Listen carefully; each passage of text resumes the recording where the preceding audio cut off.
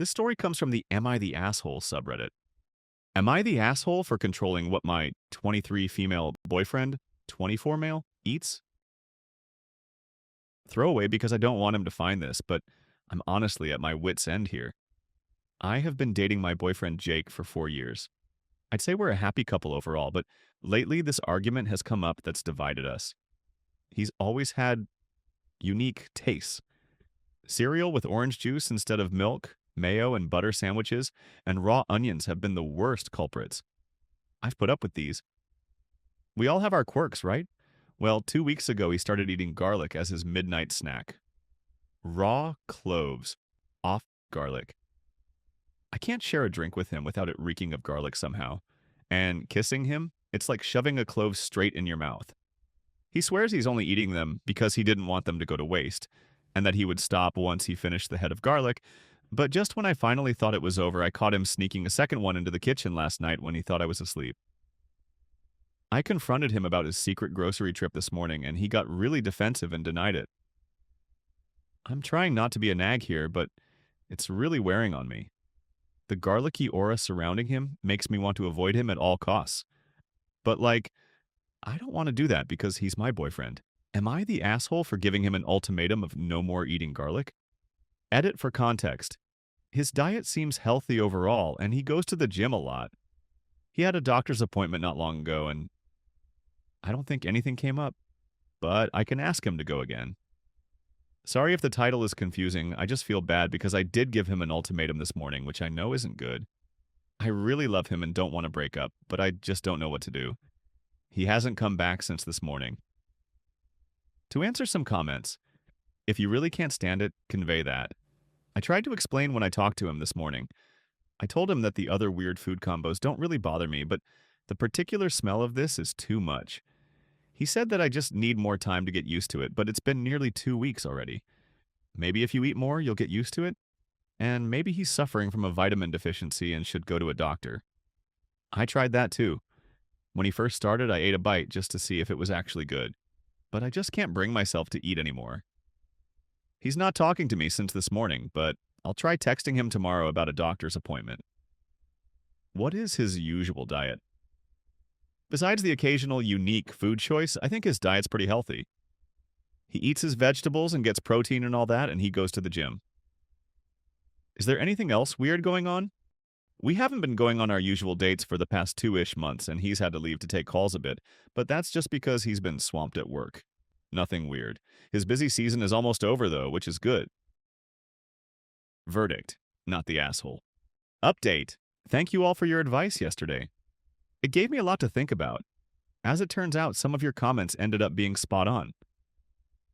Yesterday evening, I tried texting him about seeing a doctor like you guys suggested. He never replied. I guess he still has me muted. I spent the night tossing and turning. I kept going over what I was going to say to him when he got home. Not that it mattered, because he didn't come back last night. That worried me, so this morning I checked his location. He stopped sharing it with me through his phone, but I guess he forgot I can still see it on Snapchat. It showed him about 30 minutes away at some house off a random back road. I was pretty confused and honestly panicked. All his friends that I know of live in the city. I tried to call him again and was sent to voicemail, so I drove over there to see what was up. When I got to the house, I noticed a woman about my age gardening in the front yard. I was pretty upset already, so I flat out asked her if she had seen my partner. She seemed surprised and asked if I meant Jake. She invited me inside, and there he was. Apparently, she's into gardening, and they met at her stand last fall when he went to stock up on onions at our local farmer's market. They hit it off and have been seeing each other for the past 6 months, and made it official back when his busy season started. She said lately she's been giving Jake the garlic she grew last summer since it's going to go bad soon.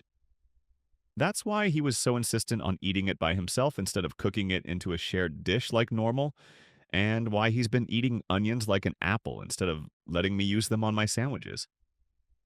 He didn't want to give me her presents because, in his own words, she grew it with love for me, and if you ate them, you would have known.